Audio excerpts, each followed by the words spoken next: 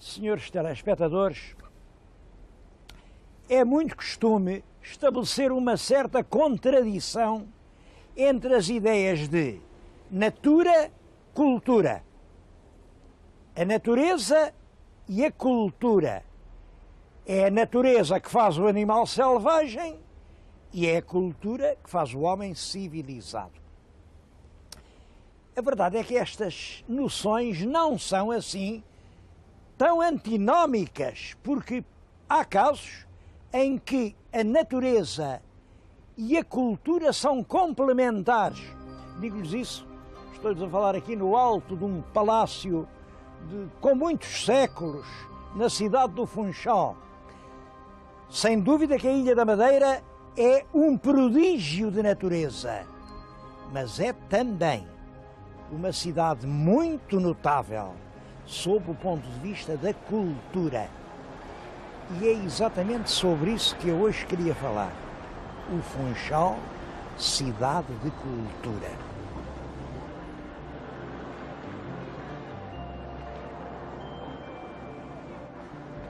Quando eu digo Funchal, cidade da cultura, para provar isto, basta sublinhar este ponto.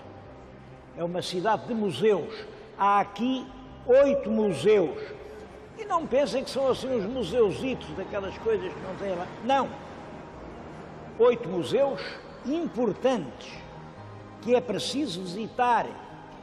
Museus, notadamente, de arte, museus de mobiliário, museus de coisas antigas, museus de coisas modernas, museu do vinho, museu do açúcar.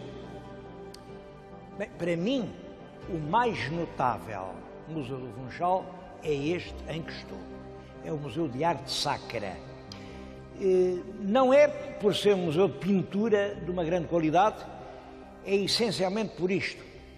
Este museu documenta uma fase da história madeirense, a fase da produção do açúcar.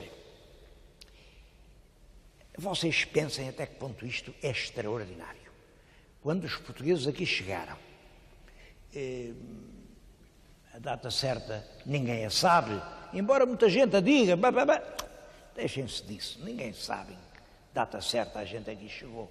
Eu acho que não foi antes de 1430, não foi antes.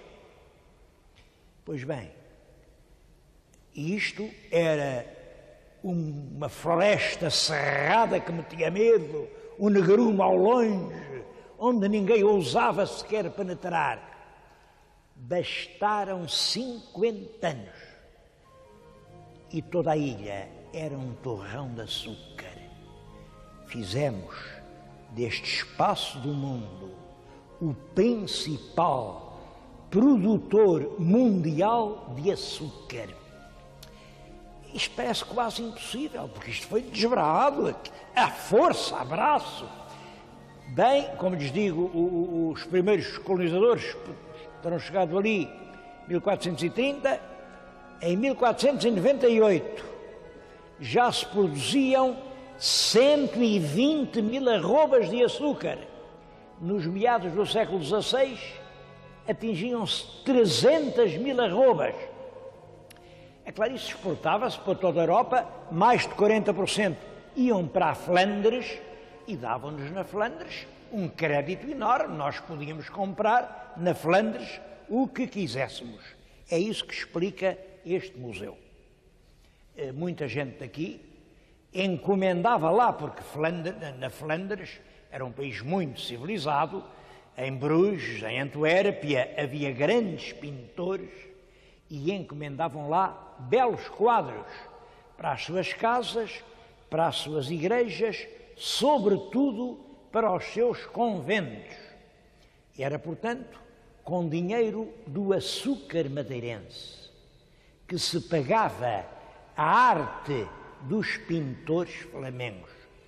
Foi possível juntar aqui um conjunto de tábuas de pintores da Flandres dos séculos XV e XVI, que é a mais preciosa coleção de pintura flamenga que existe em Portugal. Bem, eu sou suspeito porque, é claro, gosto tanto destas coisas que nem gosto de dar opiniões, mas acho que só para ver este museu vale a pena visitar o Funchal.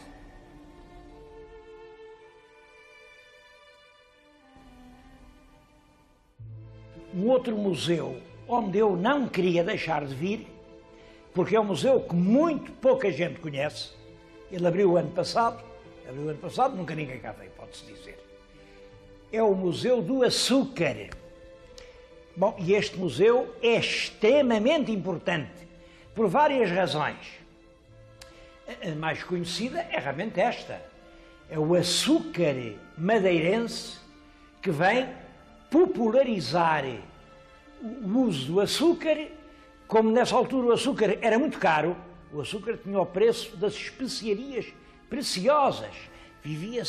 Vendia-se aos selamins uma quantia de nada, custava um dinheirão.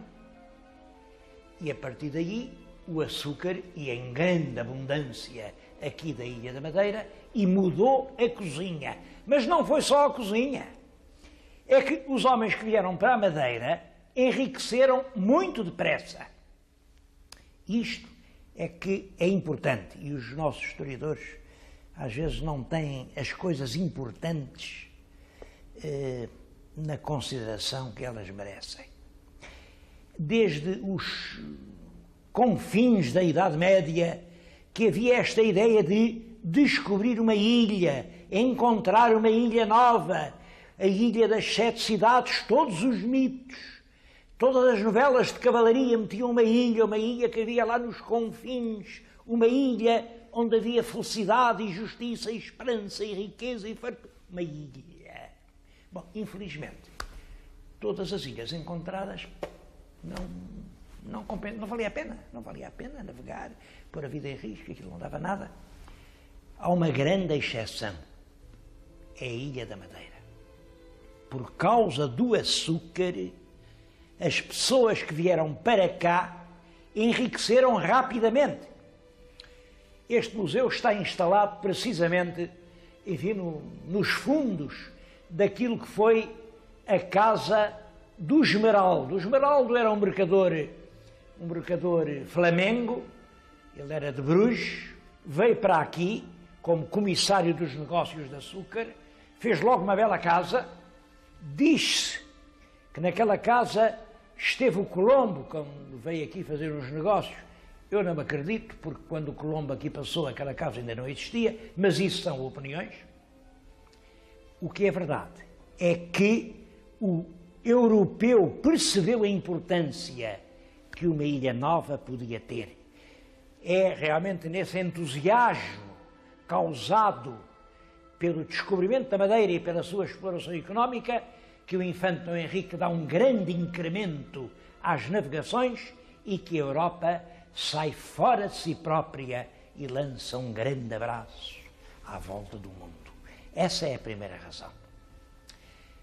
A segunda razão porque eu quis vir aqui é para mim uma razão, é um enigma, coisas cuja explicação eu não sou capaz de encontrar.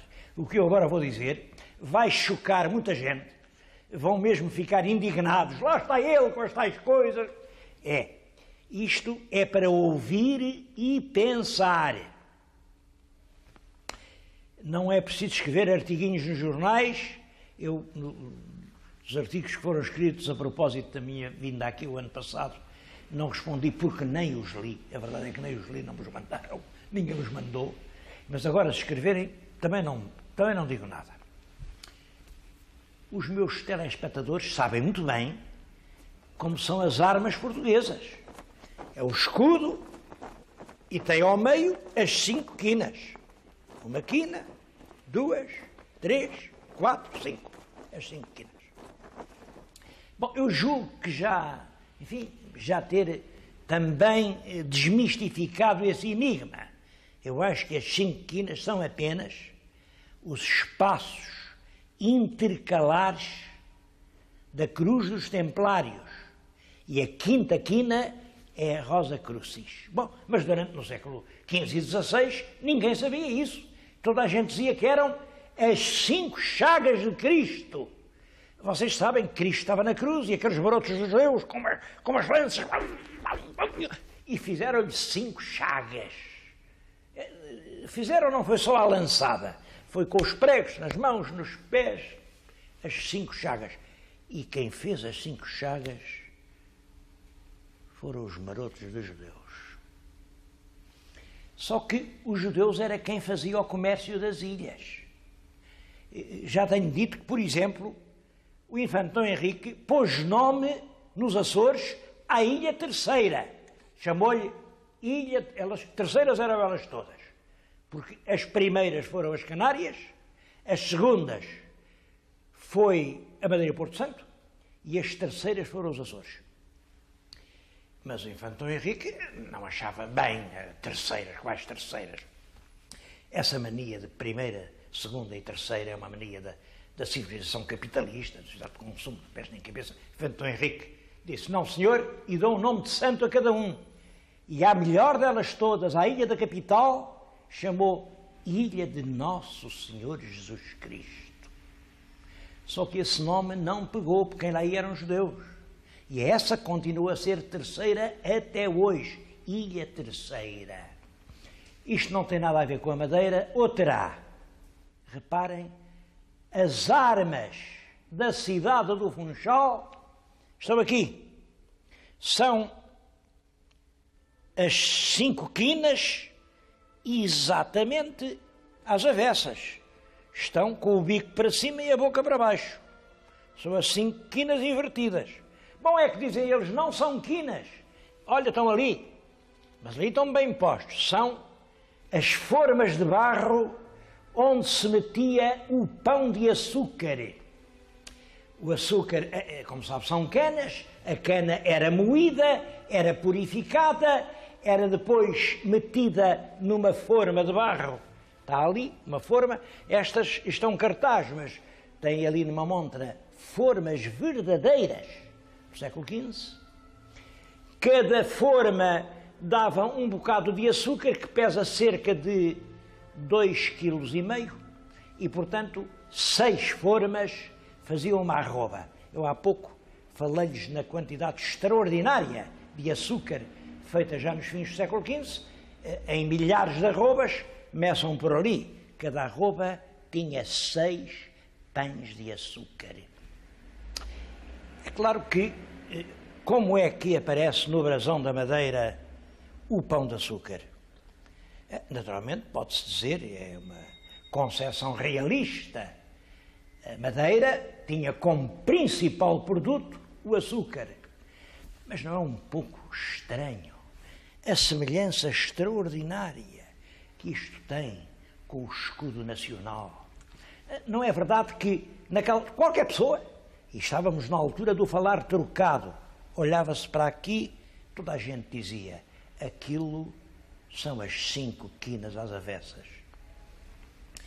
Se eu tivesse o condão de adivinhar, até diria que isto é capaz de ter sido alguma habilidade maldosa de algum tipógrafo judeu.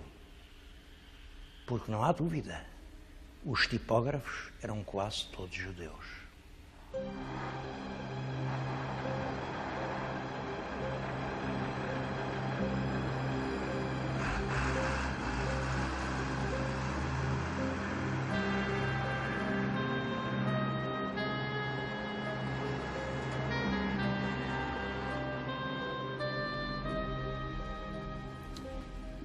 Em 1455, passados, portanto, não muitos anos, sobre a chegada dos primeiros colonos, já um navegador veneziano, o Cadamosto, passou aqui pela Madeira e dizia que eles têm uns vinhos bonissimi, dizia ele, bonissimi, é o famoso vinho da Madeira. Aqui na ilha, os madeirenses de agora têm muito orgulho em dizer este facto que é histórico. O presidente Washington festejou o triunfo americano na Guerra da Independência com vinho da Madeira, com um vinho como este. E já o Shakespeare, numa peça célebre, o Henrique IV, punha um cínico, o Falstaff, a dizer que de boa vontade entregava a alma ao diabo se lhe comprassem por uma perna de capão bem assado e um cálice de malvasia da Madeira. E tudo isto é cultura. Cultura e não só. Atualmente estão-se a exportar 4 milhões de litros de vinho da Madeira. E entre os vinhos prediletos, por exemplo, bebidos no Japão, está o vinho da Madeira. Digam lá se isso não é cultura.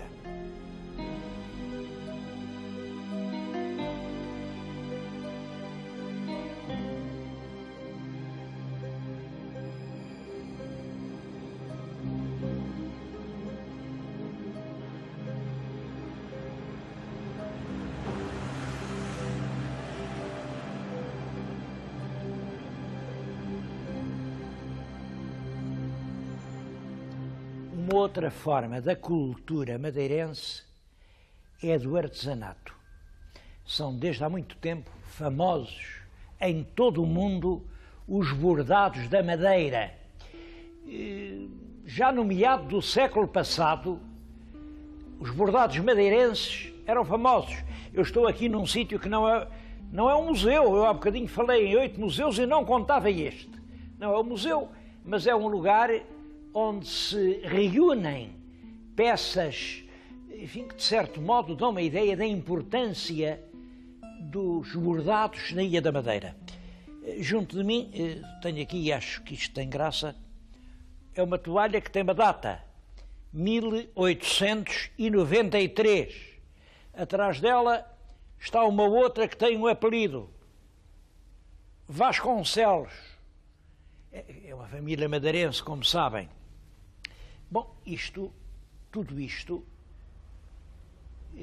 teve muita procura, houve muita contrafação por esse mundo, toda a gente queria parecer que era bordado da madeira, era como o vinho do Porto, e hoje faz-se uma coisa, a meu ver, inteiramente acertada, que é, nas verdadeiras peças de bordado madeirense, aplica-se um selo de garantia, está aqui, e quem quiser uma peça de bordado madeirense deve certificar-se de que tem este selo, porque se tiver, é com certeza. Se não tiver, se calhar não é, até pode ser chinês. É claro que o problema dos bordados da madeira tem tido altos e baixos e tem um problema subjacente que continua sem resolver. O problema é este. Estes bordados têm muito trabalho, portanto necessariamente são muito caros. Simplesmente as pessoas, que são mulheres, as bordadeiras, que debruçam sobre elas os seus olhos e que estão horas e horas e horas, são de toda a gente interessada no ciclo, é que menos recebe. Se eu imaginar uma bordadeira a trabalhar 8 horas por dia, ali de olhos postos, eu penso que essa mulher ganha um salário mínimo. Ora bem, isto é realmente inaceitável. Apesar disso, enfim, os bordados vendem-se mais de 2 milhões de contos por ano, é quanto rendem à ilha. Não há uma contagem certa do número de belas peças, mas não andará longe das 100 mil peças anuais, e quem passa na Madeira só se não pode é que não leva realmente uma destas peças. Uma destas peças, naturalmente, com o selo da garantia.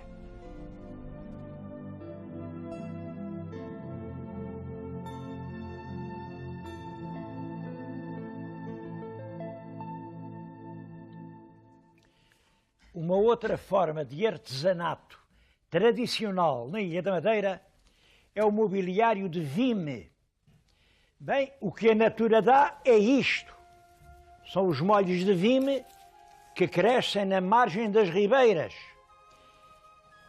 Depois o vime é apanhado, é seco, cada haste. Eu tenho na mão uma haste de vime com um rachador, porque o rachador consegue dividir cada haste em 4 bocados. Eu vou tentar ver se também sei rachá-la.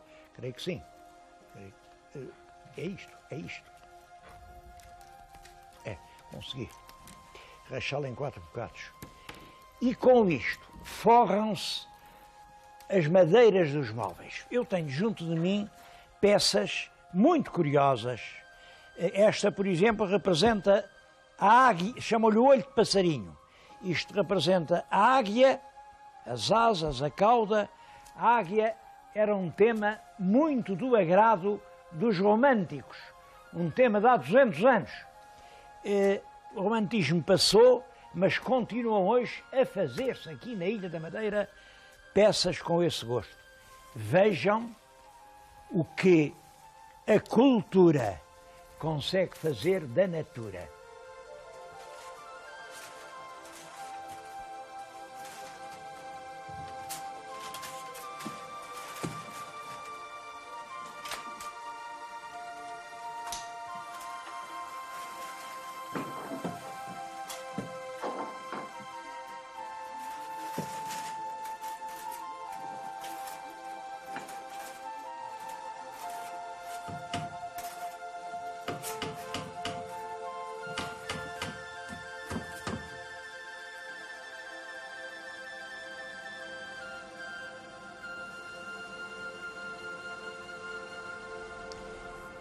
São muito numerosos os escritores madeirenses.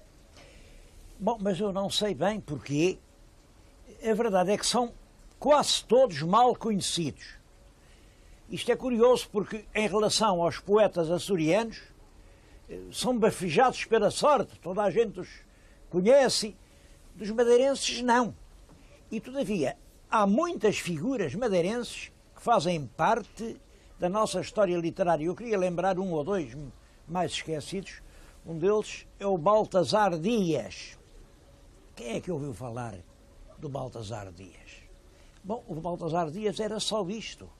Era um homem daqui da ilha, cego, nasceu cego, foi para lá e governava a vida a compor autos populares em verso. E era famoso em todo o país. Corria às terras, lá se recitavam os autos do poeta cego e adoravam-no. Ele morreu mais ou menos nos tempos de Dom Sebastião, portanto podemos dizer este Baltasar Dias era contemporâneo de Camões. Aqui no Funchal, o principal teatro da cidade chama-se Teatro Baltasar Dias, mas em Lisboa, por exemplo, é um nome completamente esquecido. Outro nome de quem ninguém fala e que eu queria hoje lembrar é o do autor deste livro. Chamava-se Francisco de Paula Medina Vasconcelos. Bom, o livro, estão a vê-lo, é A Zargueida. Zargueida vem de Zargo. E, portanto, diz-se Zargueida de Zargo, como se diz Eneida de Enéas. É um poema à imitação da Eneida, portanto, uns segundos Lusíadas, também com 10 cantos, com mais de 5.000 versos e que descrevem nem mais nem menos que a descoberta da Ilha da Madeira. É claro, eu não lhes vou dizer que sejam assim versos muito, muito bonitos, porque, é claro, isto é uma coisa, isto foi escrito no princípio do século XIX. A data desta edição, que é única, é de 1806. E o próprio autor, o próprio Medina Vasconcelos, no prefácio, diz que diabo, assim, já entrado o século XIX, ainda fazer um poema heroico é um bocado esquisito. Ele tinha a noção disso, porque este homem era um homem que, ao contrário de gostar dos modelos antigos, tinha ideias modernas. E isso custou-lhe muito caro, muito caro.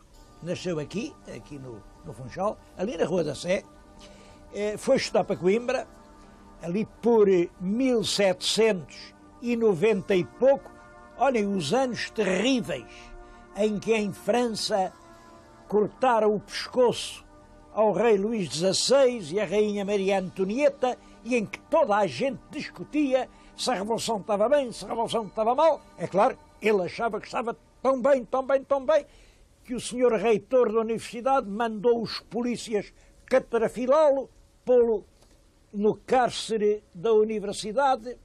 O rapaz esteve lá 2 anos em desgraças. Sabemos isso, porque ele próprio escreve ao reitor a dizer: deixe-me ir embora, que diabo, não fiz mal nenhum, mas passou lá 2 anos. E depois disso, passou sempre uma vida marginalizado e perseguido. Até que, porque há sempre uma altura em que a roda da fortuna parece que dá a volta, há a Revolução Liberal em Portugal, 1820. Estava ele aqui na Ilha da Madeira, coitado. Olha, era notário, era tabelião das notas, porque como não deixaram formar, nunca pôde passar assim, era tabelião das notas. Fazia muitos versos, tinha muitos amigos em Portugal, o Bocage dava-se muito bem com ele era grande amigo do Bocage, e ele, com a nova revolução, pega nos amigos e fazem aqui no Funchal a revolta liberal, e é ele quem instala, ele e os amigos, o Dião da Sé, instala o regime liberal na Ilha da Madeira.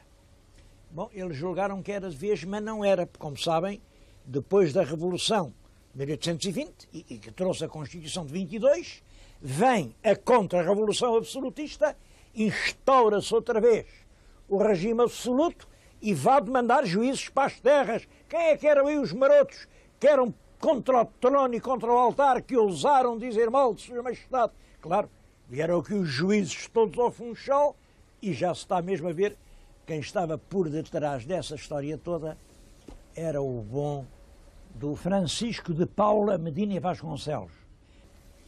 Outra vez preso, quando já não estava novo, casado, tinha 9 filhas. Bom, e foi condenado pelos juízes a ir acabar o resto da vida na costa da África.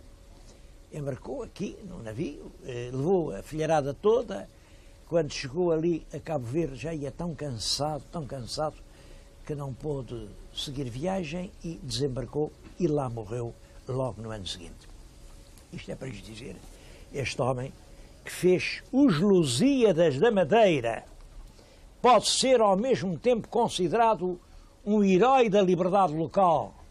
É claro, vão-me dizer: pá, bem, mas isso é muito antigo, isso hoje a gente não gosta, não se lê. Bom, devo dizer que, claro que não é, mas também não é muito mau. Eu vou-lhes ler uma estrofe só. O livro tem 5.000 versos, não levei a mal que eu leia meia dúzia. Isto ainda tem forma.